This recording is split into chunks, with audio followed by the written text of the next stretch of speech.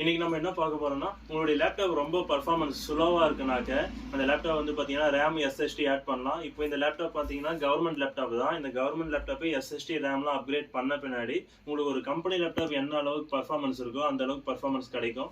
இது வந்து பாத்தீங்கன்னாக்க கவர்மெண்ட்ல லாஸ்டா கொடுத்து Lenovo E41 லேப்டாப் ரொம்ப பெர்ஃபார்மன்ஸ் ஸ்லோவா இருக்குன்னு எடுத்துட்டு வந்தாங்க. இப்போ இந்த லேப்டாப் நான் வந்து பாத்தீங்கன்னாக்க RAM SSD ஆட் பண்ணியிருக்கோம். இப்போ பெர்ஃபார்மன்ஸ் வைஸ் ரொம்ப சூப்பரா இருக்கு. அதே போல ஒரு பிரைவேட் லேப்டாப் SSD இல்லாம ஒரு 4 இயர்ஸ்க்கு முன்ன நீங்க வாங்கியிருக்கீங்க, ஒரு 8 இயர்ஸ்க்கு முன்ன வாங்கியிருக்கீங்க, ரொம்ப பெர்ஃபார்மன்ஸ் ஸ்லோவா இருக்குனாக்க அது கூட வந்து பாத்தீங்கன்னாக்க இந்த மாதிரி RAM SSD ஆட் பண்ணலாம். ஆட் பண்ண பின்னாடி உங்களுக்கு ஆன் ஆகிற ஸ்பீடு வந்து ரொம்ப அதிகமா இருக்கும். இந்த ஹேங் ஆகுறது, லேக் ஆகுறது இதெல்லாம் இருக்காது. பெர்ஃபார்மன்ஸ் வைஸ் நல்லா இருக்கும். லேப்டாப் பொறுத்தவரை 6 மந்த் ஒன்ஸ் சர்வீஸ் மெயின்டைன் பண்ணுங்க.